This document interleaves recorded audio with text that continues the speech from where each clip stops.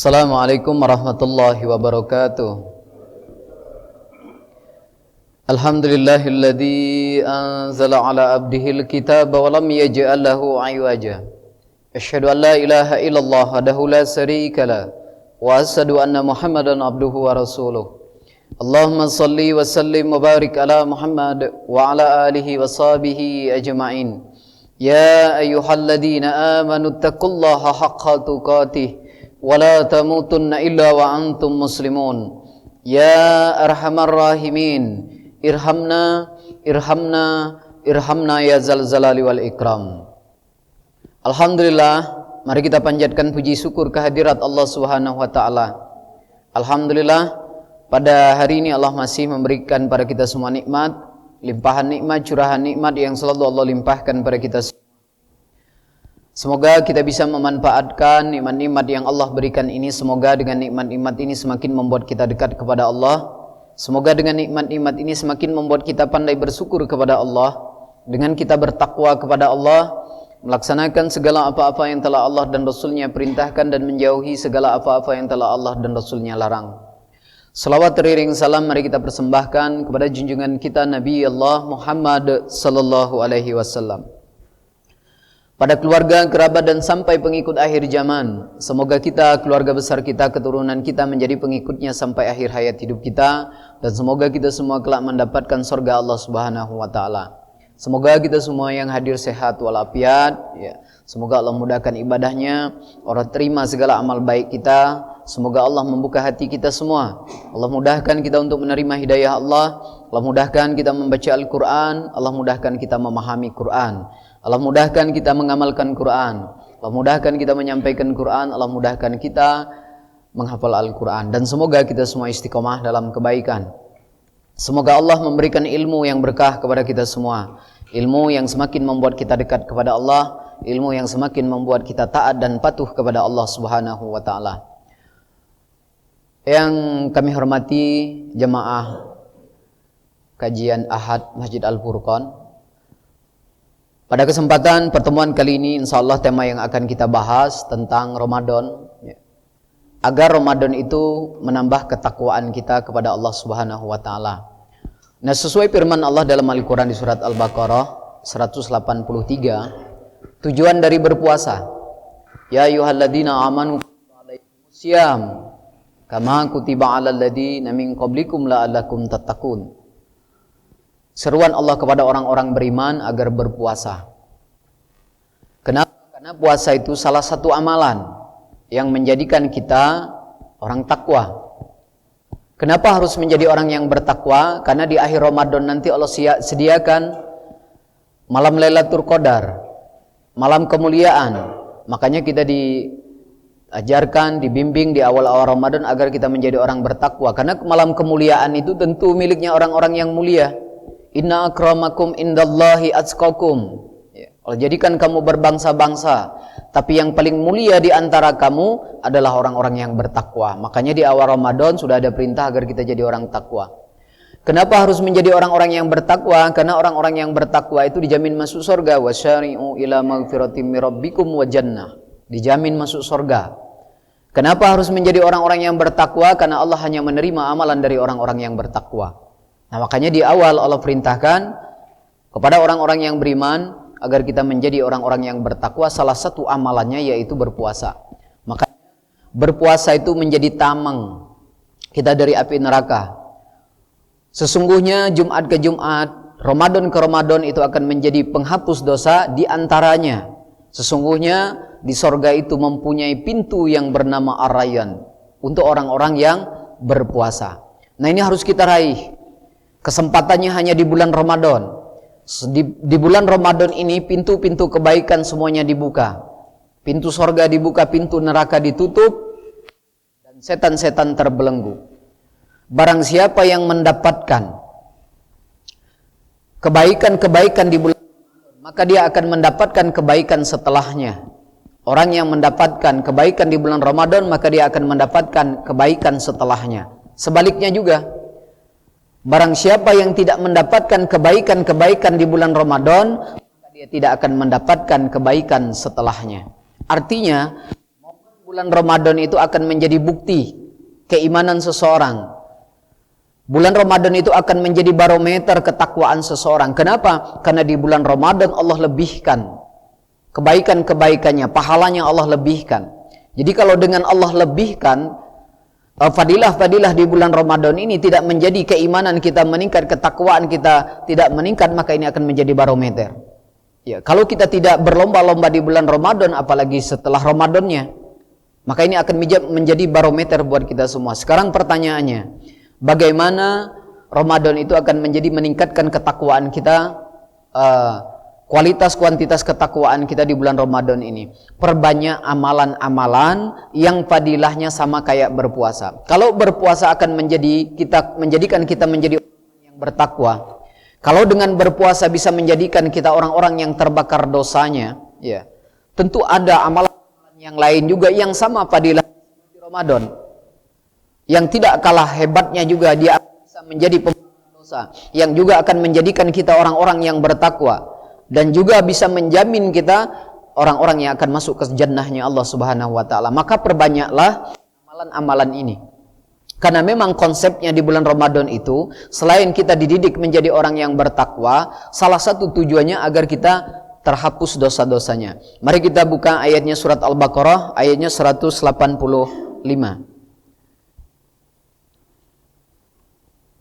A'udzu billahi minasyaitonir rajim. Bismillahirrahmanirrahim. Syahrul Ramadan alladzi unzila fihi al-Qur'an. Al-Qur'anu hudan lin-nasi wa bayyinatin minal huda wal furqan. فَمَنْ شَهِدَ مِنْكُمُ الشَّهْرَ فَلْيَصُمْ وَمَنْ كَانَ مَرِيضًا أَوْ عَلَى سَفَرٍ فَعِدَّةٌ مِنْ أَيَّامٍ أُخَرَ يُرِيدُ اللَّهُ بِكُمُ الْيُسْرَ وَلَا يُرِيدُ بِكُمُ الْعُسْرَ وَلِتُكْمِلُوا الْعِدَّةَ وَلِتُكَبِّرُوا اللَّهَ عَلَى مَا هَدَاكُمْ وَلَعَلَّكُمْ تَشْكُرُونَ. Yang artinya, bulan Ramadan adalah bulan yang di dalamnya diturunkan Al-Quran sebagai petunjuk bagi manusia dan penjelasan-penjelasan mengenai petunjuk itu dan pembeda antara yang benar dan yang batil. Karena itu barang siapa di antara kamu ada di bulan itu, maka berpuasalah, dan barang siapa yang sakit atau dalam perjalanan dia tidak berpuasa, maka wajib menggantinya sebanyak hari yang ditinggalkannya itu pada hari-hari yang lain. Allah menghendaki kemudahan bagimu dan tidak menghendaki kesukaran bagimu. Hendaklah kamu mencukupkan bilangannya dan mengagungkan Allah atas petunjuknya yang diberikan kepadamu agar kamu bersyukur. Berpuasa itu salah satu amalan agar kita menjadi orang yang bertakwa. Berpuasa itu salah satu amalan agar bisa membakar dosa kita atau mengampuni dosa-dosa kita. Sebab datang ampunan Allah, salah satu amalannya adalah puasa. Nah, makanya di dalam ayat ini Syahrul Ramadan artinya bulan Ramadan. Ramadan kalau kita artikan secara bahasa artinya panas. Ramadan itu artinya panas. Nah, karena bulan Ramadan itu panas, makanya sering diartikan bulan Ramadan itu adalah bulan pembakaran dosa. Program Allah yang kedua, di bulan Ramadan itu kita akan diampuni dosa-dosanya. Selain pertama menjadi orang yang bertakwa, yang kedua Allah akan ampuni dosa-dosanya. Terakhir Allah jamin surganya yang bernama Ar-Rayyan. Pintu Ar-Rayyan, tempat masuknya. Nah, ini program kita di bulan Ramadan yang Allah siapkan. Nah, maka barang siapa yang mendapatkan ini, kebaikan-kebaikan ini, maka insya Allah dia akan mendapatkan kebaikan setelahnya. Nah, ini yang harus kita raih di bulan Ramadan ini. Nah, seandainya kalau dengan berpuasa saja sudah bisa menjadikan kita terhapus dosa, bisa menjadikan kita menjadi orang-orang yang bertakwa, alangkah lebih baiknya kalau seandainya kita tambah amalan-amalan besar lagi yang sama fadilahnya kayak puasa. Fadilahnya sama kayak puasa. Dia menjadikan kita orang bertakwa. Kalau amalan itu kita lakukan menghapus dosa-dosa kita. Kalau amalan tambahan itu kita lakukan, maka menjamin kita masuk ke dalam surganya Allah Subhanahu wa taala. Yang harus kita berbanyak. Nah, sekarang pertanyaannya, apa amalan-amalan yang Allah langsung referensi di dalam Al-Qur'an? Minimal ada 5. Yang padilahnya sama seperti puasa. Nah, 5 amalan ini mari kita perbanyak di bulan Ramadan. Amalan 5 ini termasuk amalan besar di dalam Islam. Yang kalau kita kerjakan menjadikan kita orang bertakwa. Yang kalau seandainya kita kerjakan, dosa-dosa kita akan terhapus. Dan kalau seandainya kita kerjakan, kita dijamin masuk surga. Mari kita lihat 5 referensi amalan besar yang harus kita tingkatkan di bulan Ramadan selain berpuasa. Surat Ali Imran, surat yang ketiga, ayatnya 133. Surat yang ketiga, surat Ali Imran, ayatnya 133 135, 5 amalannya. Bismillahirrahmanirrahim. Wasari'u ila maghfiratin min rabbikum wa jannatin arduha as-samawati wal ardu iddat lil muttaqin. الذين ينفقون في السراء والضراء والكاظمين الغيظ والعافين عن الناس والله يحب المحسنين والذين إذا فعلوا فاحشة أو ظلموا أنفسهم ذكروا الله فاستغفروا لذنوبهم ومن يغفر الذنوب إلا الله ولم يصروا على ما فعلوا وهم يعلمون.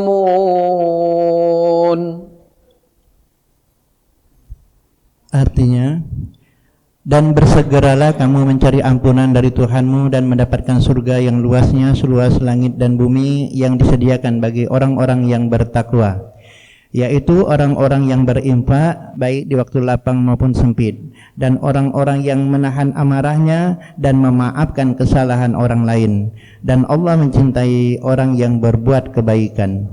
Dan juga orang-orang yang apabila mengerjakan perbuatan keji atau menzalimi dirinya sendiri, segera ia mengingat Allah lalu memohon ampunan atas dosa-dosanya. Dan siapa lagi yang dapat mengampuni dosa-dosa selain Allah, dan mereka tidak meneruskan perbuatan dosa itu sedang mereka mengetahui. Berpuasa salah satu amalan yang akan menjadikan kita orang yang bertakwa di hadapan Allah. Ya ayyuhalladzina amanu la'allakum tattaqun. Nah, makanya kalau kita pengen cepat dosanya terhapus dan cepat menjadikan kita menjadi orang bertakwa, karena puasa itu salah satu amalannya. Alangkah lebih baiknya kalau seandainya pada saat di bulan Ramadan ini kita tambah lagi amalan-amalan yang padilahnya sama.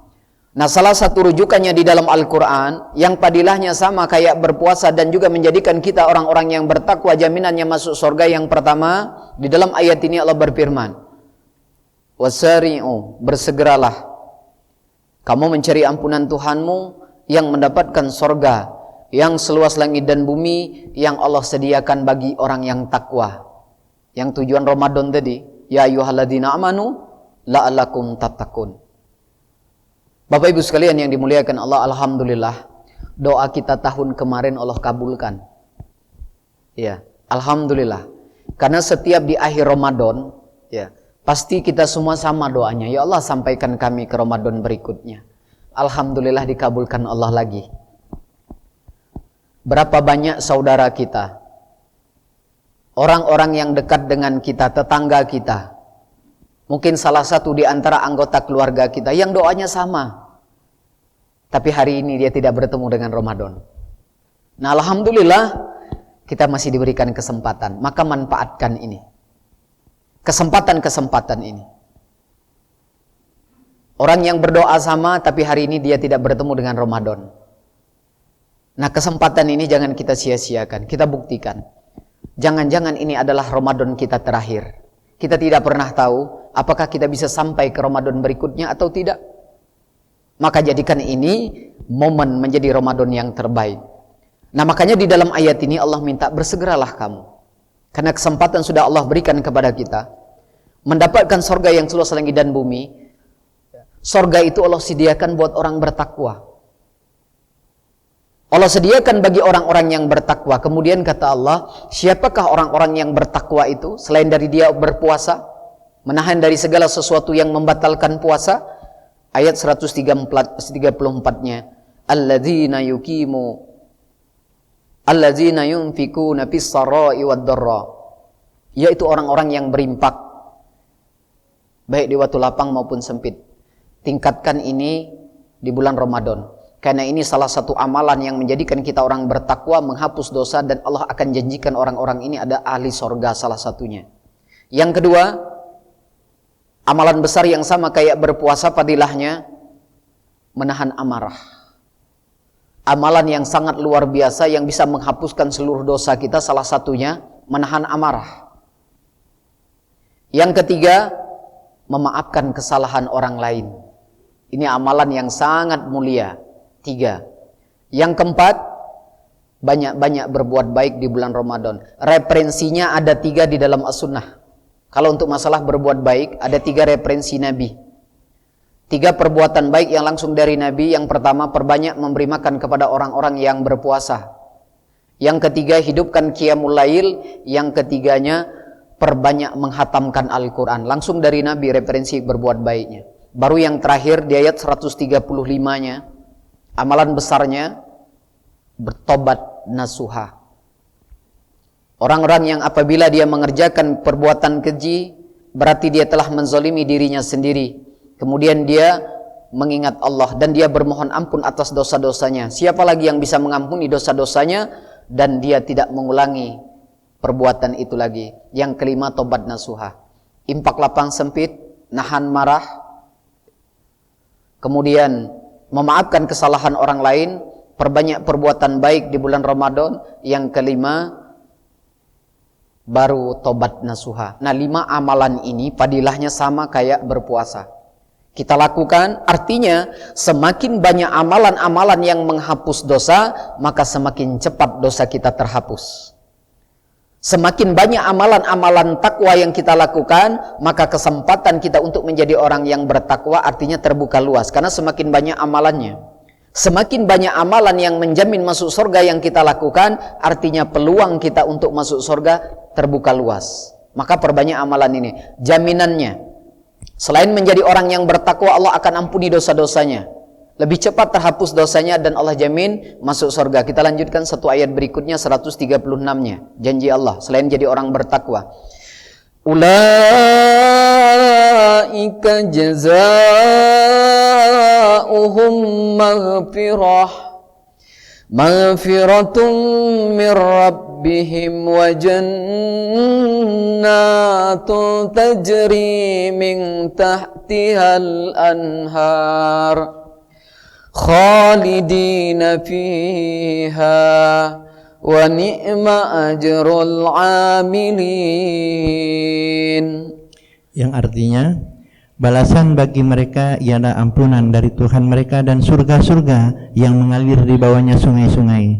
Mereka kekal di dalamnya dan itulah sebaik-baik pahala bagi orang-orang yang beramal. Selain Allah jamin orang-orang yang bertakwa itu selain dari berpuasa amalannya, tadi ada 5 tambahannya. Kemudian jaminan Allah di ayat 136-nya, balasan bagi mereka. Maksudnya siapa yang beramal tadi? Berpuasa dia beramal. Balasan mereka yang pertama Allah janjikan ampunan. Maka terwujudlah Ramadan itu sebagai bulan pembakaran dosa. Terwujud. Yang kedua, dia Allah jamin mereka akan mendapatkan sorga-sorga yang di bawahnya mengalir sungai-sungai. Dan mereka kekal di dalamnya. Itulah sebaik-baik pahala bagi orang-orang yang beramal. Artinya amalan ini harus kita perbanyak agar ketakwaan kita bertambah di bulan Ramadan. Referensinya langsung dari Allah, dan amalan ini tidak tanggung-tanggung. Besar-besar amalannya, termasuk amalan-amalan besar di dalam Islam. Juga padilahnya Bapak Ibu sekalian yang dimuliakan Allah, dari 5 amalan ini, karena amalan ini termasuk amalan besar, juga bisa dari beberapa amalan ini bisa menghapus seluruh dosa. Dari beberapa amalan ini. Nah, sekarang kita buka ayatnya satu persatu, ayat fadilahnya. Ayat-ayat fadilahnya. Yang diantara amalan ini, kalau kita mampu melakukannya bisa menghapus seluruh dosa kita. Yang pertama, berimpak lapang sempit. Di bulan Ramadan, kita dituntut untuk meningkatkan kualitas dan kuantitas. Makanya fastabiqul khairat. Kualitasnya, kuantitasnya kita tingkatkan di bulan Ramadan. Nah, terutama masalah impak, sedekah, impak, zakat. Biasanya banyak momen-momen saudara-saudara kita yang ngeluarin zakatnya di bulan Ramadan. Sedekahnya juga luar biasa. Maka ini menjadi salah satu bukti kalau setan itu terbelenggu di bulan Ramadan. Salah satu bukti yang nyata apa mudahnya orang Islam berbuat baik di bulan Ramadan. Masjid yang tadinya sepi, lihat ramai di bulan Ramadan. Itu bukti kalau setan terbelenggu. Mudahnya orang Islam berbuat baik, itu salah satu bukti terbelenggunya setan-setan. Nah, mari kita lihat fadilah amal fadilah yang pertama. Kalau impak itu menghapus dosa, membakar dosa. Sebab datangan ampunan Allah selain dari berpuasa, salah satunya dengan berimpak. Kita buka Quran surat Al-Baqarah ayatnya 271. Surat Al-Baqarah, surat yang kedua, ayatnya 271.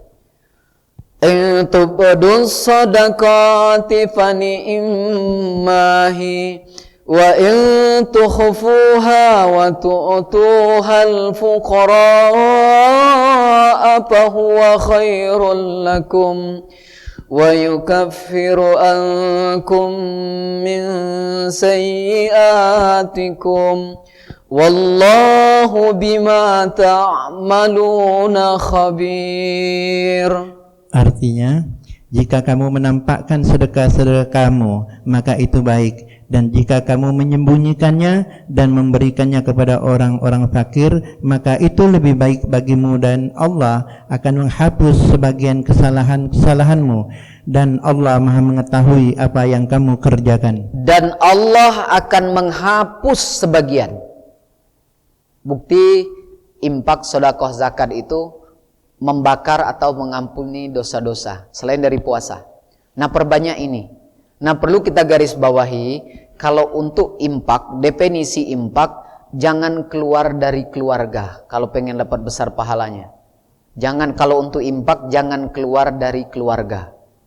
Berbeda dengan sedekah. Karena di impak di surat Al-Baqarah yang pertama, ya, ada yang bertanya kepada Muhammad SAW kemana dia harus berimpak. Apa kata Nabi? Yang pertama, berikan kepada kedua orang tua. Yang kedua, keluarga. Yang ketiga, anak yatim. Yang keempatnya, orang miskin. Di Quran surat 90 ayat 15 Allah minta dahulukan anak yatim yang ada hubungan kerabat. Allah jelaskan lagi di surat 8 ayat 75, sesungguhnya orang-orang yang mempunyai hubungan kerabat itu lebih berhak ketimbang orang-orang yang tidak mempunyai hubungan kerabat. Bahkan Rasulullah SAW pun memberikan pahala yang luar biasa kalau ada orang yang berbuat baik kepada hubungan rahim, pahala sedekah dan pahala silaturahim. Luar biasa. Nah, makanya fadilah yang pertama di dalam ayat ini Allah akan menghapus. Nah, makanya kita harus meningkatkan, cara meningkatkannya di bulan Ramadan. Ya, agar puasa kita di bulan puasa ini, impak kita, kategori impaknya meningkat. Bagaimana caranya? Di dalam Al-Quran Allah ajarkan konsepnya. Yang pertama, jangan boros. Jangan boros, karena bulan Ramadan itu bukan tempatnya untuk berboros-boros. Karena kadang-kadang ada juga yang tadinya mestinya makannya dikit, belanjanya dikit, ternyata terjadi di bulan Ramadan justru belanjanya tambah banyak. Ya. Yang tadi mestinya berat badannya cuma 60, setelah Ramadan jadi 65, tambah gemuk. Berarti banyak makan, itu boros. Jadi berpuasa itu tidak boleh boros. Jadi kalau kita pengen meningkatkan kualitas, makanya bulan Ramadan itu bukan hanya menahan lapar dan haus saja, tapi juga kita mengendalikan, menahan hawa nafsu belanjanya. Kalau orang yang berpuasa boros, berarti puasanya berteman dengan setan.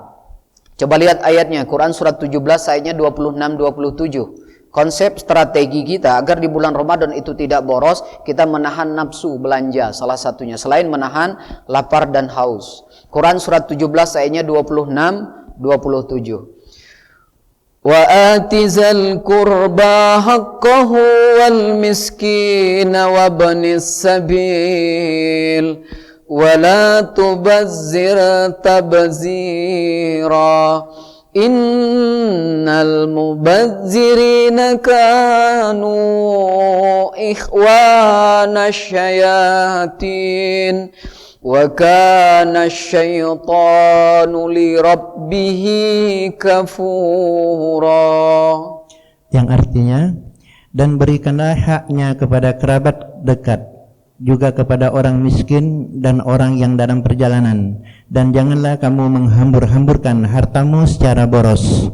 Sesungguhnya orang-orang yang memboros itu adalah saudara setan, dan setan itu sangat ingkar kepada Tuhannya. Ya, yang boros itu saudaranya setan. Makanya di bulan Ramadan bukan hanya kita menahan nafsu makan saja, minum saja, yang hal-hal yang membatalkan puasa. Salah satunya, ini yang sering kelihatan di bulan Ramadan, justru tidak bisa menahan nafsu belanjanya, semuanya dibeli. Akhirnya apa? Banyak hal-hal yang mubazir, yang tidak bisa dimakan, akhirnya apa? Terbuang. Ini ciri-ciri puasa orang-orang yang kurang baik. Nah, makanya di dalam ayat ini Allah perintahkan berikan haknya kepada kerabat dekat, pada orang-orang miskin, orang-orang yang dalam perjalanan. Jangan kamu hambur-hamburkan hartamu secara boros. Untuk melihat boros itu berlebihan tapi tidak bermanfaat. Sesungguhnya orang-orang yang pemboros itu adalah saudaranya setan. Strategi kita di bulan Ramadan untuk meningkatkan kuantitas infak kita, salah satunya kita jangan sampai boros. Harusnya kadar belanjanya turun. Kelebihannya kita bisa manfaatkan. Nah, kemudian tadi Allah janjikan ada sebagian pahala yang Allah hapus dengan cara kita berimpak, sodakoh atau zakat. Artinya sama fadilahnya dengan berpuasa tadi. Sekarang yang kedua kita lanjutkan. Yang kedua tadi menahan amarah. Ini amalan yang sangat luar biasa di dalam Al-Quran. Jadi di bulan Ramadan kita bukan hanya menahan lapar dan haus, menahan perkataan-perkataan yang tidak baik, menahan dari penglihatan-penglihatan yang tidak baik, menahan pendengaran-pendengaran yang tidak baik, juga kita diperintahkan untuk menahan amarah kita. Dan luar biasanya kalau kita bisa mengamalkan amalan yang satu ini, termasuk amalan-amalan yang menjadikan kita orang bertakwa dan sebab datang ampunan Allah atau menjadi pembakar dosa buat kita semua. Mana ayatnya? Kita buka Quran surat Al-Maidah ayatnya 45. Janji Allah, salah satu amalan yang menghapus dosa. Surat Al-Maidah ayatnya 45.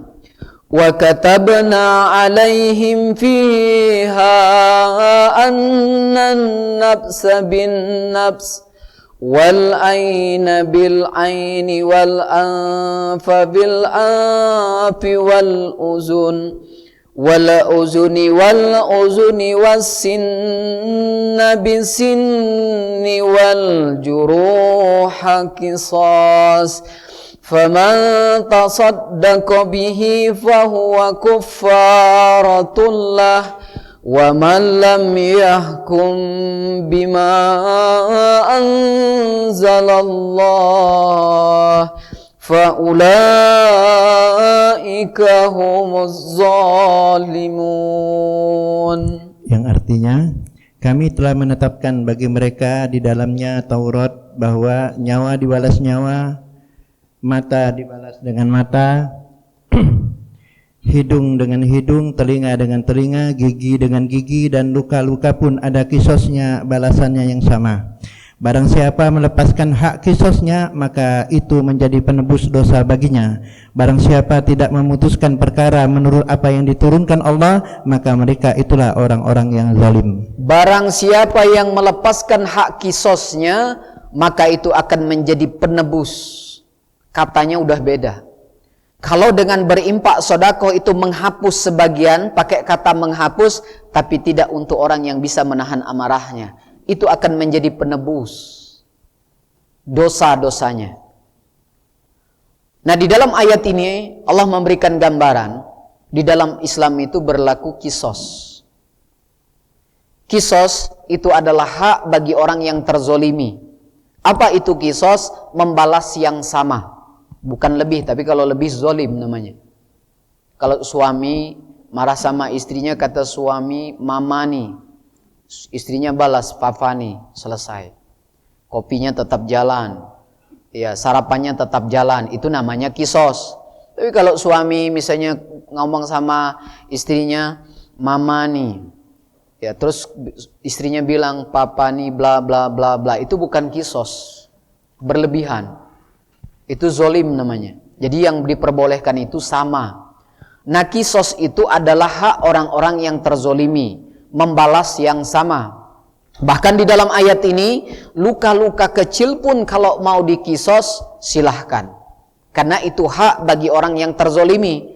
Namun di dalam ayat ini Allah katakan barang siapa yang melepaskan hak kisosnya, dia punya hak tapi dia tidak pakai, dia punya hak tapi dia tidak gunakan, maka kata Allah ganjaran itu akan menjadi apa? Penebus dosa-dosanya. Nah, makanya di bulan Ramadan kita dididik dengan amalan yang satu ini. Ini kalau kita melihat hal sesuatu yang tidak baik, ingat kita lagi puasa. Katakan kita lagi puasa. Ya. Nah, makanya di bulan Ramadan ini momennya, ya bukan, walaupun memang hanya bukan Ramadan saja, tapi kita bisa ambil hikmah-hikmahnya, pelatihannya itu salah satunya belajarnya di bulan Ramadan. Kalau di bulan Ramadan kita bisa, di bulan-bulan lainnya kita harus bisa. Dan di sini bukan tanggung-tanggung lagi, bukan hanya separuh. Artinya bisa semua dosa kita terhapus, makanya amalan ini termasuk amalan akhlak. Nah, di atas amalan menahan amarah, ya menahan amarah itu ada rasa marah tapi kita tahan. Ya. Bisa nanti berbentuk ucapan, mau ikut marah tapi kita tahan, atau yang berbentuk perilaku kita tahan. Itu namanya menahan amarah. Ada rasa mau marah tapi kita tahan. Nah, di atasnya lagi ada dua, amalan akhlak yang sangat mulia, memaafkan kesalahan orang lain. Yang ketiga dalam Al-Quran surat 41, membalas kejahatan dengan kebaikan. Nah, di bulan Ramadan perbanyak amalan ini selain dari berpuasa. Karena mestinya dengan amalan ini saja sudah bisa menghabiskan dosa. Tapi memang ada dosa-dosa itu yang tidak bisa dihapus dengan amalan-amalan takwa. Ada dosa yang tidak bisa dihapus dengan sedekah. Ada dosa yang tidak bisa dihapus dengan tobat nasuha. Ada yang dosa tidak bisa dihapus walaupun mati di jalan Allah, jihad fisabilillah. Ada dua. Yang pertama, hutang. Yang kedua, hutang uang sama hutang puasa. Ini tidak berlaku untuk yang ini. Kenapa? Karena ada dalil dalam hadis Rasulullah SAW, barang siapa yang wafat meninggalkan hutang qadha, maka wajib walinya membayarkannya, tidak lunas walaupun kematian. Sama kayak hutang uang, ya, hutang duit juga tidak bakal lunas walaupun wafat. Tidak lunas walaupun tobat nasuha, cara menyelesaikannya tetap harus dibayar. Kalau uang harus tetap dibayar, kalau puasa tetap harus dikodo. Dua ini tidak bisa, jadi penyelesaiannya harus dibayar. Kita lanjutkan ke amalan yang ketiga, yang juga sama fadilahnya, menjadikan kita orang-orang yang bertakwa. Sebab datang ampunan Allah, apa? Kita memaafkan kesalahan orang lain. Kadangkala kita butuh strategi, kadang-kadang kita butuh momen, kadang-kadang kita butuh waktu yang tepat untuk meminta maaf kepada seseorang. Memang tidak ada dalil khusus di bulan Ramadan itu kita memaaf-maafkan, karena kapan saja boleh kalau untuk urusan maaf-memaafkan. Pagi, siang, malam boleh, kapan saja boleh. Tapi kadang-kadang kita dihadapkan oleh saudara, teman, tetangga yang kita kadang-kadang butuh waktu, butuh strategi untuk minta maaf kepadanya. Dengan siapa? Dengan orang-orang yang kadang-kadang dendam kesumat dengan kita. Saya tidak mau maafin. Nanti kalau udah mati mau jadi kita katanya saling tuntut di akhirat. Nah, ini kita butuh waktu, butuh momen, butuh strategi untuk minta maaf kepada orang-orang yang seperti ini. Salah satu momen yang tepat kalau kita mau minta maaf kepada orang-orang yang seperti ini, salah satunya di bulan Ramadan. Yang kedua kapan? Di hari raya Idul Fitri. Itu momen-momen yang tepat untuk orang-orang yang susah memaafkan. Tapi kalau untuk orang-orang yang mudah memaafkan, ya kapan saja boleh, silahkan, siang malam boleh. Tapi kadang-kadang ada orang-orang yang butuh momen. Ya. Nah, momennya itu salah satunya di bulan Ramadan. Kenapa? Yang membuat orang itu sulit memaafkan kita itu setannya. Nah, di bulan Ramadan setan sedang terbelenggu. Coba minta maaf di bulan Ramadan. Di 1 Syawal hati orang sedang bersih. Coba minta maaf di 1 Syawal. Butuh momen untuk orang-orang yang seperti ini. Nah, makanya orang yang bisa memaafkan kesalahan orang lain, ya, ini menjadi amal besar baginya, akan datang sebab ampunan Allah kepada dia. Makanya kalau ada orang yang salah, yang tidak baik dengan kita, selain kita bisa menahan amarah, yang kedua, ayo kita maafkan kesalahan orang lain. Karena ada riwayat di dalam hadis Rasulullah SAW, Bapak Ibu sekalian yang dimuliakan Allah. Ada dua saudara yang sedang dihisap. Dua saudara. Karena memang yang kadang-kadang berselisih paham, yang akhirnya kadang-kadang putus hubungan silaturahim itu kadang-kadang sama saudara. Pada saat Allah hisab kedua saudara ini, yang pertama dia menuntut, "Ya Rob, tolong ambilkan pahala dari saudaraku." Kenapa kata Allah? Karena di dunia dia pernah menzolimiku. Dia menuntut agar apa? Agar pahalanya diambilkan. Namun apa kata Allah? Jawabannya, sesungguhnya pahala saudaramu sudah habis. Kemudian saudara yang menuntut tadi minta lagi, "Ya Rob, kalau begitu ambilkan dosa-dosaku dan berikan kepada saudaraku." Apa kata Allah? Jawabannya, angkat kepalamu. Nah, sebelum kita lanjutkan, kita ambil hikmahnya. Apapun permasalahan kita di dunia, ya, yang kecil apalagi yang besar, jangan sampai terbawa-bawa ke akhirat. Selesaikan selama kita hidup. Walaupun dia sudah dijamin masuk surga, ini akan menjadi penghalang baginya untuk masuk surga. Ini jelas hadisnya. Perkara kita yang kecil, apalagi perkara yang kita yang besar, ayo kita selesaikan di dunia. Jangan sampai menyelesaikannya di akhirat. Kalau jelas-jelas dia yang salah, kalau jelas-jelas dia yang tidak baik dengan kita, tidak apa-apa kita merendahkan diri untuk meraih kebaikan. Datang kita minta maaf untuk dia. Padahal dia yang salah. Padahal kita yang benar. Tidak apa kita yang meminta maaf. Kenapa? Padilahnya luar biasa. Kalaupun ini tidak selesai sampai kita di dunia ini tidak selesai, maka ini akan menjadi penghalang kita untuk masuk surga dengan mudah. Nah, kemudian dilanjutkan lagi. Pada saat dia menuntut, "Ya Rob, ambilkan dosaku dan berikan kepada saudaraku." Kemudian kata Allah, "Angkat kepalamu." Pada saat dia mengangkat kepalanya, di hadapannya dia melihat surga yang bangunannya terbuat dari emas, singgasananya dari emas dan berlian. Dia kemudian bertanya, lupalah dia dengan saudaranya. Kemudian dia bertanya, "Ya Rob, di depanku aku melihat surga yang terbuatnya dari emas, berlian." Kemudian dia bertanya, "Ya Rob, buat siapakah? Untuk orang yang mati syahid yang mana ya Rob surga itu? Untuk orang-orang yang sidik yang mana ya Rob surga itu?" Namun kata Allah jawabannya, untuk orang-orang yang bisa menebus maharnya. Siapa yang bisa menebus maharnya? Kata Allah, kamu bisa menebusnya. Dengan apa ya Rob aku menebusnya? Dengan memaafkan saudaramu. Pada saat mendengar syaratnya itu, kemudian dia memaafkan saudaranya. Kemudian Allah perintahkan, pegang tangan saudaramu dan masuklah kalian kedua ke dalamnya. Ini salah satu bukti Bapak Ibu sekalian yang dimuliakan Allah. Jangan pernah membawa permasalahan di dunia itu sampai ke akhirat. Tidak apa-apa kita mengalahkan diri di hadapan manusia untuk meraih ridhonya Allah. Jelas kita benar, jelas kita salah, mari kita minta maaf. Apalagi kalau jelas-jelas kita yang salah. Kalau kita salah, jelas kita yang salah, kenapa harus kita tidak minta maaf kepadanya? Karena ini akan menjadi penghalang. Dan kalau sampai kita bisa memaafkan saudara kita, atau kita meminta maaf, maka janji Allah di dalam Al-Quran, sebab datang ampunan Allah itu adalah salah satu amalannya, memaafkan orang lain. Coba lihat Quran surat An-Nisa ayatnya 149. Dalil Quran fadilahnya, Quran surat 149, ayat surat An-Nisa 149.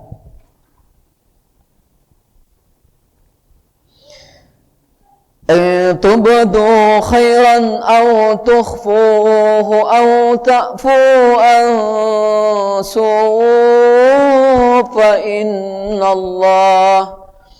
fa innallaha kana afuwan qadira.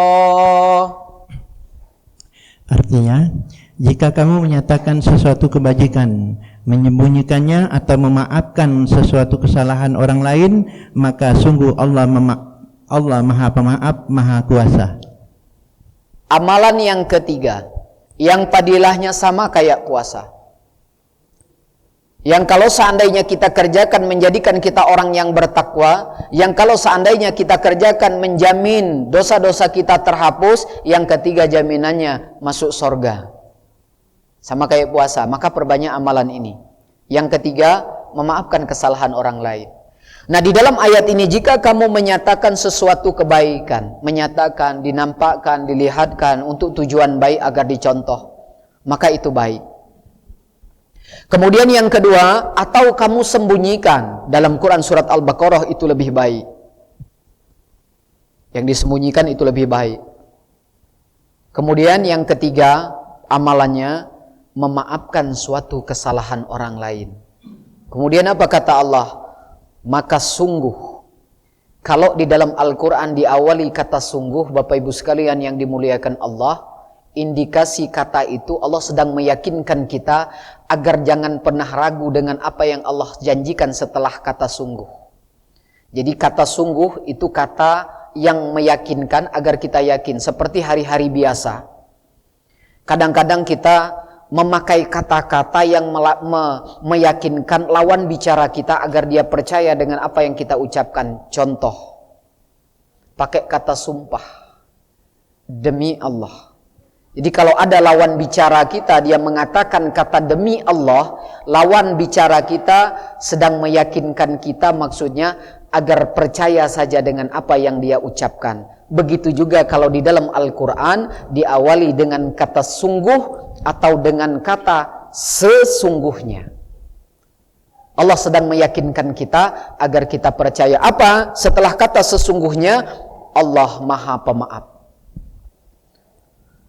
Sebab datang ampunan Allah, sebab datang pembakaran Allah selain dari amalan yang sudah kita bahas tadi, memaafkan kesalahan orang lain. Kapan waktunya? Kapan saja boleh. Siang, malam boleh. Tapi untuk orang-orang tertentu, kita butuh strategi. Kita butuh waktu, kita butuh momen. Nah, untuk orang-orang yang seperti ini, kita coba lakukan di bulan Ramadan, kalau tidak di 1 Syawal. Kenapa? Hati orang Islam di bulan-bulan ini sedang baik. Ya, insya Allah. Apalagi kalau di 1 Syawalnya nanti. Gunakan, manfaatkan momen-momen yang memang Allah sediakan untuk bulan pengampunan. Yang ketiga selesai. Kita masuk ke amalan yang keempat. Ya. Yang keempat apa? Berbuat baik. Karena sesungguhnya Allah suka dengan orang-orang yang berbuat kebaikan. Di bulan Ramadan, momen kita untuk banyak-banyak berbuat baik.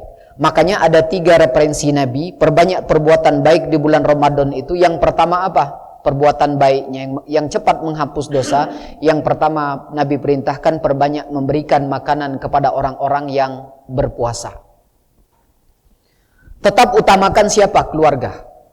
Perbanyak memberi makanan kepada orang-orang yang berpuasa. Kenapa? Karena kita akan mendapatkan fadilah orang-orang yang berpuasa tanpa menguranginya. Hari ini kita insya Allah 1 Ramadan. Kalau pengen dapat cepat pahalanya, Pak, usahakan pertama, kalau pengen dapat pahala sunnah, berikan saudara kita kurma. Karena salah satu amalan sunnah berbuka itu dengan kurma. Artinya dapat pahala sunnah nanti. Nah, yang kedua, berikan kepada keluarga, utamakan. Yang kedua, manfaatkan kalau kita dekat dengan masjid. Setelah keluarga, manfaatkan masjid yang dekat dengan kita. Titipkan, ya, bungkusan-bungkusan kurma kepada masjid. Kalau seandainya, tidak usah banyak-banyak, 5 orang saja hari ini makan kurma dari kita, berarti hari ini kita akan mendapatkan pahala 6 Ramadan. Padahal kita baru berpuasa 1 hari. Pahala puasa orang-orang yang makan kurma kita akan mendapatkan pahala puasanya dia tanpa ngurangin. Baru 1 hari Ramadan. Apalagi kalau seandainya ada 2 masjid yang kita titipkan bungkusan-bungkusan kurma kita, ada orang 10, berarti hari ini insya Allah pahala Ramadannya sudah kita dapatkan 11. Hanya di bulan Ramadan momennya. Kalau tidak di bulan Ramadan, sedikit sulit untuk melakukan amalan ini. Kenapa? Kalau Senin Kemis tentu kita tanya dulu, Bu, puasa Senin Kemis dah? Enggak. Kalau di bulan Ramadan, insya Allah semuanya pada puasa. Nah, kalau kita kasihkan kepada keluarga makanan ini tadi, kurma tadi, tentu kita akan mendapatkan pahala silaturahim. Jelas mendapatkan pahala dari puasanya dari saudara kita, mendapatkan pahala sunnah dari saat dia berbukanya, mendapatkan pahala silaturahim, dan tentu tidak akan pernah hilang pahala impaknya. Makanya salah satu amalan baik di bulan Ramadan yang harus kita perbanyak, memberikan makanan kepada orang-orang yang berpuasa. Ini langsung referensinya dari Nabi. Yang kedua yang harus kita perbanyak pada saat di bulan Ramadan yang mudah mendatangkan kebaikannya, kata Nabi, perbanyak membaca Al-Quran. Karena bulan Ramadan itu adalah bulan Al-Quran. Kenapa? Karena diturunkannya Al-Quran. Hitungannya setiap satu huruf, alif, lam, mim, maka 3 huruf bernilai kebaikan-kebaikan. Bahkan satu huruf pun bisa menjadi 10 kebaikan. Bahkan kalau di bulan Ramadan bisa lebih. Hanya membaca Quran. Kalau huruf hijaiyahnya nempel di Quran, maka berlakulah hadis Nabi 10 kebaikan. Tapi tidak berlaku kalau huruf hijaiyah itu nempelnya di kurma. Ada huruf hijaiyah nempel di kurma. Contohnya kurma sukari. Ada sa, ada ko, ada ro. Sukari. Dapat pahala? Tidak. Itu bukan firman. Bagaimana kalau seandainya huruf hijaiyah itu nempelnya di dalam hadis Rasulullah sallallahu alaihi wasallam?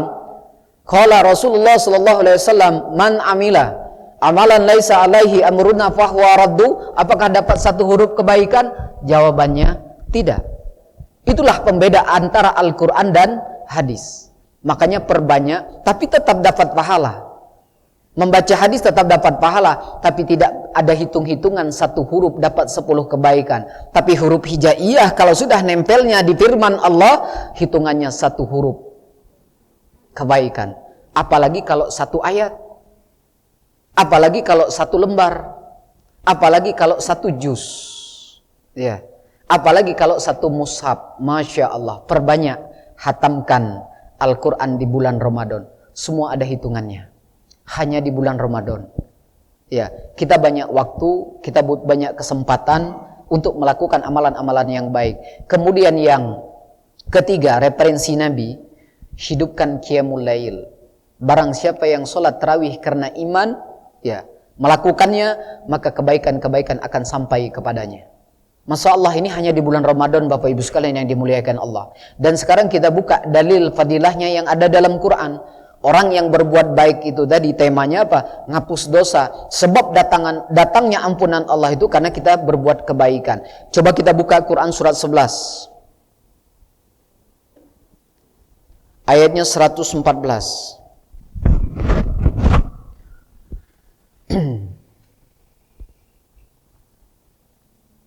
Surat yang ke-11 ayatnya 114. Wa aqimis shalah tarafin nahar wa zulafan minal lail innal hasanati yuzhibnas sayyi'at dzalika dzikra lidzakirin. Yang artinya, dan laksanakanlah sholat pada kedua ujung siang, yaitu pagi dan petang, dan pada bagian permulaan malam. Perbuatan-perbuatan baik itu menghapus kesalahan-kesalahan. Itulah peringatan bagi orang-orang yang selalu mengingat Allah. Perbuatan-perbuatan baik itu menghapus kesalahan-kesalahan. Maka sama kayak puasa tadi. Berpuasa menjadikan kita orang yang bertakwa. Berpuasa sebab datang ampunan Allah. Berpuasa sebabnya kita akan masuk surga Allah Subhanahu wa taala. Nah, makanya di dalam ayat ini Allah perintahkan kita untuk banyak-banyak berbuat kebaikan. Kenapa? Karena kebaikan-kebaikan yang kita lakukan itu fadilahnya sebab datang ampunan Allah. Allah akan menghapus kesalahan-kesalahan. Itulah peringatan bagi orang-orang yang selalu mengingat Allah. Perbanyak kebaikan yang 3 tadi di bulan Ramadan. Pertama, hidupkan qiyamul lail, perbanyak memberi makanan kepada orang yang berpuasa. Yang ketiga, perbanyak menghatamkan Quran. Ini yang paling mudah dan fadilahnya luar biasa. Hitungan huruf. Memberi makan kepada orang yang berpuasa hitungannya banyak poin-poinnya. Hanya di bulan Ramadan. Kalau sudah di luar Ramadan, belum tentu kita mendapatkan fadilah-fadilah ini. Yang keempat, selesai. Kita masuk ke ayat yang kelima. Amalan 5 ya, yang menambahkan kita menjadi orang-orang yang bertakwa. Yang kelima adalah tobat nasuha. Orang yang pernah syirik, insya Allah kalau dia tobat nasuha dalam Quran surat Al-Furqan, Allah hapus. Orang yang pernah meninggalkan sholat dengan sengaja, dalam Quran surat Maryam Allah tidak minta ganti. Artinya dengan tobat nasuha saja bisa selesai. Makanya salah satu amalan besar itu perbanyak tobat.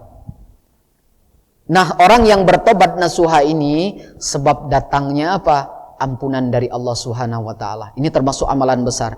Nah, sekarang kita buka dalilnya, Qur'annya. Mana ayat yang membahas tentang tobat nasuha dan janji fadilahnya? Quran surat Al-Furqan ayatnya surat 25 ayatnya 71.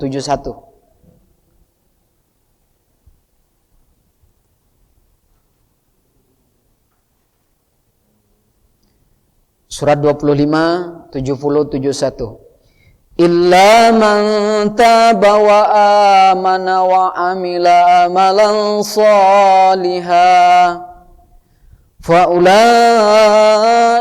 yubaddilullahu sayyiatihim hasanat wa kana Allahu ghafurur rahima. وَمَنْ تَابَ وَعَمِلَ صَالِحًا فَإِنَّهُ يَتُوبُ إِلَى اللَّهِ مَتَابًا. Yang artinya, kecuali orang-orang yang bertaubat dan beriman dan mengerjakan kebajikan, maka kejahatan mereka diganti Allah dengan kebaikan. Allah Maha Pengampun, Maha Penyayang. Dan barang siapa bertobat dan mengerjakan kebajikan, maka sesungguhnya dia bertobat kepada Allah dengan tobat yang sebenar-benarnya. Yang kelima, amalan yang mendatangkan sebab ampunan Allah, pembakaran dosa yang menjadikan kita orang-orang bertakwa. Yang kelima adalah tobat nasuha. Saya ucapkan selamat buat orang-orang, buat saudara-saudara kita yang dia sudah berhasil tobat nasuha. Yang dosanya banyak, kabar baiknya apa? Allah tidak hapus dosanya. Berbeda dengan amalan-amalan yang tadi, infak ngapus dosa, berbuat baik ngapus dosa. Tapi orang yang tobat nasuha tidak dihapus kabar baiknya, Pak. Tapi apa? Sebanyak-banyak dosa yang dia miliki, Allah rubah jadi pahala. Tidak dihapus, tapi dirubah jadi pahala. Makanya selamat buat saudara-saudara kita yang sudah berhasil tobat nasuha. Ayat 70-nya. Kecuali orang-orang yang bertobat.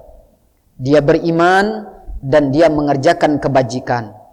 Maka kata Allah, kejahatannya itu, kejahatan mereka, Allah ganti dengan kebaikan.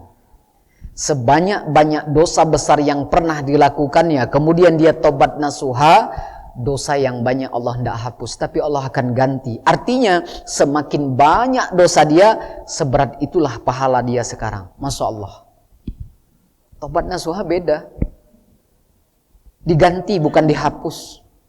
Kalau dihapus berbuat baik, kalau dihapus infak. Tapi yang ini tidak. Nah, makanya kata Allah di dalam ayat ini, Allah ganti dengan kebaikan. Kenapa? Karena Allah Maha Pengampun, Allah Maha Penyayang.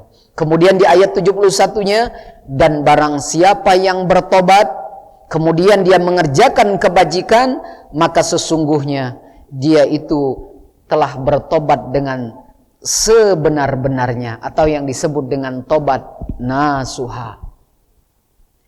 Perbanyak yang ini Bapak Ibu sekalian yang dimuliakan Allah. Kita tidak punya waktu lama. Jangan-jangan Ramadan ini adalah Ramadan kita yang terakhir. Apalagi kalau kita baca kisah tentang Lailatul Qadar di dalam surat Ad-Dukhan.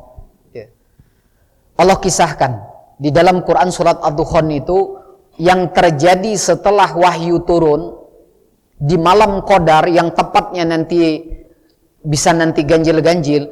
Kejadian itu Allah kisahkan. Kenapa? Sebelum Allah menciptakan langit dan bumi, Allah telah menciptakan takdir. 50.000 tahun sebelumnya takdir sudah ada. Nah, takdir itu di mana sekarang? Di Lauh Mahfuz. Segala sesuatu yang akan terjadi dengan kita semua sudah tercatat di Lauh Mahfuz sebelum Allah merealisasikannya. Jadi sudah ada. Nah, pada saat terjadinya Lailatul Qadar, Bapak Ibu sekalian yang dimuliakan Allah, apa yang akan terjadi dengan kita setahun ke depan, dari mulai malam Lailatul Qadar, itu Allah angkat. Ada dalam Quran surat Ad-Dukhan, Allah angkat. Apa yang akan terjadi dengan kita?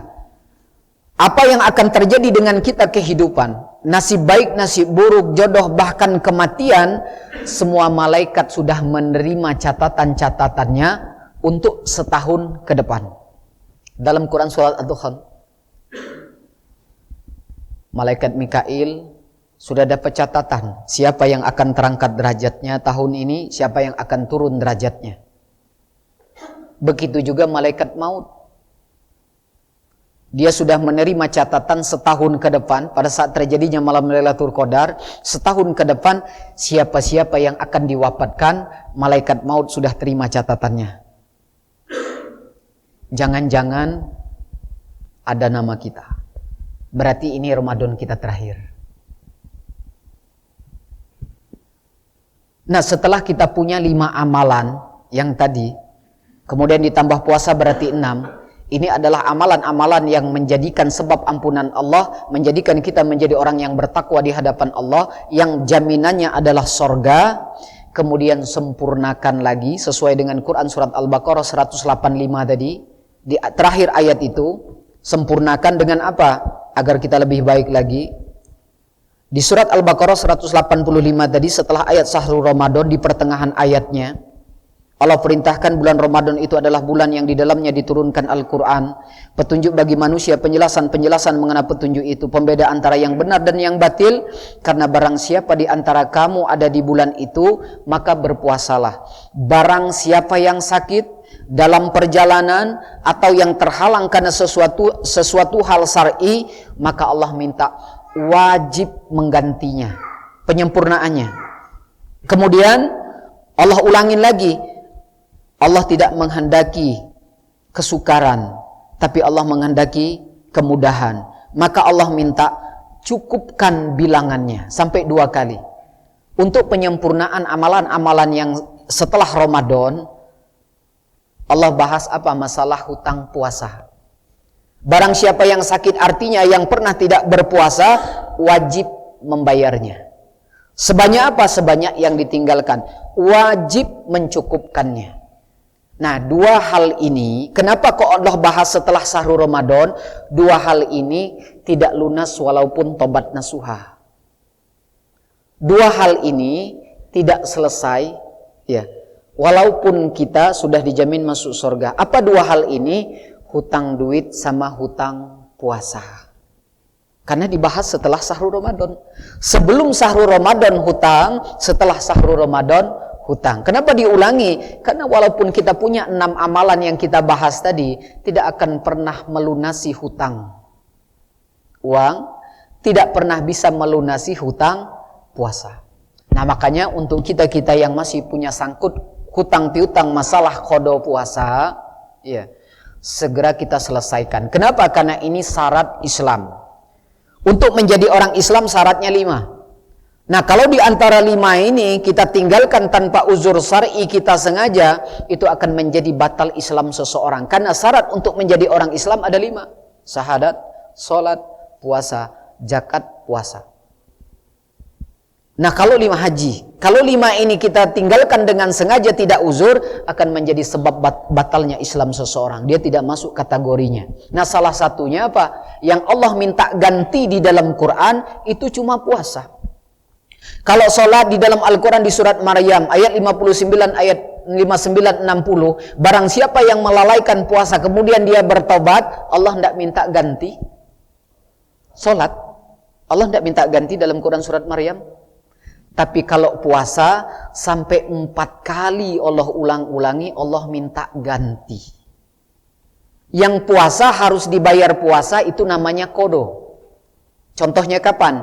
Pada saat kita masa-masa lajang, usia-usia SMP, SMA, kuliah, bekerja, menikah. Ini masa-masa yang kadang-kadang memang penyebabnya pengetahuan belum sampai, ya, akhirnya banyak yang dilalaikan. Belum tahu caranya, belum tahu ilmunya. Ini salah satu penyebabnya banyaknya numpuk hutang puasa, terutama untuk yang kaum hawa. Ya, karena di masa-masa lajang usia SMP, SMA, bekerja, menikah, ini biasanya standarnya usia 9, 10, 11, 12, 13 sampai 15. Ini naik turun di antara usia ini udah mulai yakil balik. Kita pukul rata, oke kita ambil yang paling tua, usia 15 tahun. Usia 15 tahun udah SMP, SMA, bekerja, menikah. Sampai menikahnya usia berapa? 25. Berarti masa lajangnya ada 10 tahun. Masa lajang 10 tahun. Dalam 1 tahun, 15, 16, 17, 18, ini ada 1 tahun, 1 tahun. Setiap tahunnya ada puasa. Dan di sini untuk kaum hawa, yang masa lajangnya ini kena haid, utangnya minimal berapa? 7 hari. Dalam 1 tahun, ini yang jelas. 7 hari dikalikan 10 berarti ada hutang. Kalau 10 masa lajangnya berarti ada hutang 70 hari. Ini yang jelas-jelas. Nah ini tidak bisa dibayar kecuali dengan puasa. Qada dibayar qada, puasa harus dibayar puasa. Kalau seandainya ada orang tua yang wafat kemudian meninggalkan hutang qada, maka walinya wajib, artinya ngewaris sama kayak hutang duit. Nah, jangan sampai bermasalah di sini. Kalau untuk yang kita sengaja kita tinggalkan, misalnya ada di zaman itu kita yang masa lajang, baik yang hawa maupun yang laki-laki, itu sengaja kita batalkan. Kita tidak puasa. Ya, bayam, batal diam-diam. Kalau untuk yang batal diam-diam, sengaja tidak berpuasa, 2 pendapat. Yang pertama, pendapatnya cukup tobat nasuha. Ini berlaku untuk laki-laki dan perempuan.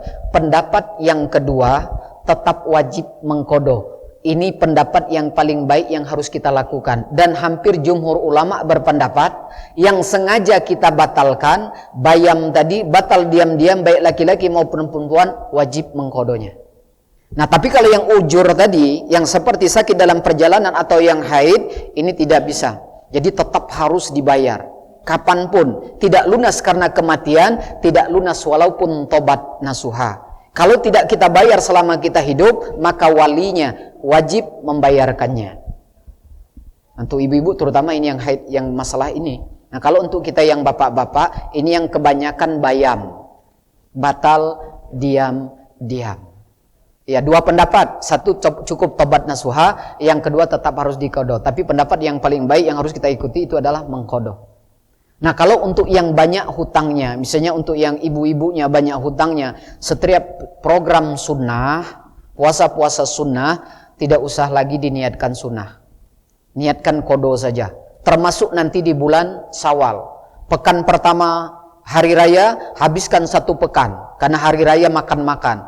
Pekan kedua, pekan ketiga, pekan keempat, kalau hutangnya sampai 70 hari, niatkan saja langsung qada. Insya Allah setiap kebiasaan sunnah, Senin Kemis karena kebiasaan kita kemudian bayar qada, tetap pahala Senin Kemis kita dapat. Begitu juga dengan Syawal. Kalau yang hutangnya banyak, tidak usah lagi sunnahnya ditinggalkan dulu untuk sementara. Dan ada dalilnya dalam Al-Quran di surat Al-A'raf ayatnya 145. Untuk membahas masalah cara beribadah yang paling baik, surat Al-A'raf ayatnya 145. Surat 7 ayatnya 145. Wa katabna lahu fil alwahi min kulli syai'in mau'izatan wa tabsilan li kulli syai'. فَخُذْهَا بِقُوَّةٍ وَأْمُرْ قَوْمَكَ يَأْخُذُوا بِأَحْسَنِهَا سَأُرِيكُمْ دَارَ الْفَاسِقِينَ.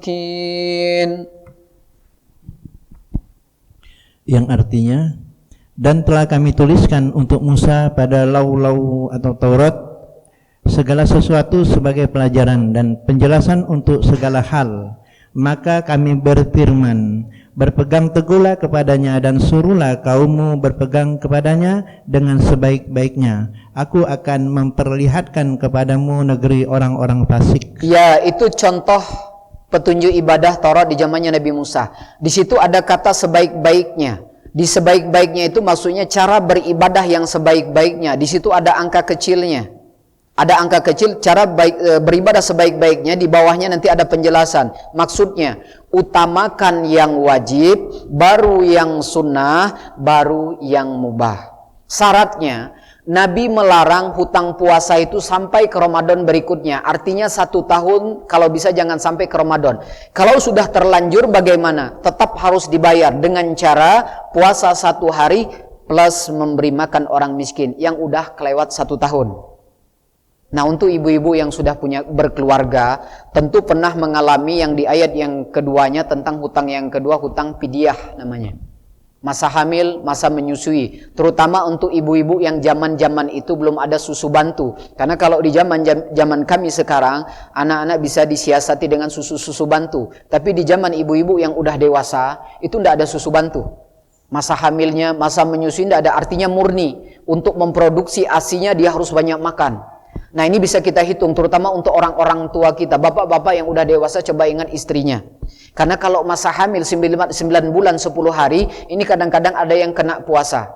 Masa nisab dan masa menyusuinya 2 tahun. Artinya 2 tahun ini di zaman ibu-ibu yang dewasa tidak ada alat bantu. Artinya mutlak dia mengasikan anaknya selama 2 tahun. Artinya kalau masa hamil 1 bulan, ya kena. Kalau masa menyusuinya ada 2 tahun, kena 2 bulan. Untuk anak 1 saja sudah 3 bulan utang puasanya. Dan ini boleh dipidyahkan. Pendapat yang pertama, kalau sudah dibayarkan fidyah tidak usah mengqadha. Pendapat yang kedua, kalau diusahakan tidak usah membayar fidyah, cukup dengan membayar qadha. Pendapat yang paling bagus kita ikuti salaful soleh yang tengah-tengah apa? Setelah kita bayar fidyah, dianjurkan lagi membayar qadha setelah hutang-hutang haidnya kita bayar.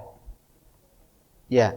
Untuk anak 1 saja 3 bulan. Bayar fidyahnya bagaimana? Untuk makan jadi, ya, yang siap makan, siap santap, sekali makan kita sajikan untuk hitungannya 1 orang 1 hari. Artinya kalau kita undang 5 orang berarti 5 hari. 10 orang hitungannya berarti 10 hari. Tapi kalau yang lebih mudah lagi, kita memberikan bahan bakunya seperti beras. Hitungannya berapa? 1 kali makan setengah kilo, 3 kali makan 1,5 kilo. Ya, tanpa lauk pauk. Kalau untuk ditambahkan lauk pauk itu berarti udah tambahan, boleh. Tapi cukup 1,5 kilo itu sudah mencukupi. Tinggal kalikan saja. Kalau untuk anaknya anak 1 hutangnya 3 bulan, 1,5 kilo kalikan 30 hari. Hasilnya 45 kilo. 45 kilo kalikan 3 bulan. Hasilnya 135 kilo untuk 1 anak. Bayarnya bagaimana? Boleh 10 kilo, 15 kilo. Untuk 1 anak. Kalau untuk 4 anak, berarti 1 tahun hutangnya. Dan ini tidak lunas walaupun tobat nasuha, tidak lunas walaupun kematian menimpanya.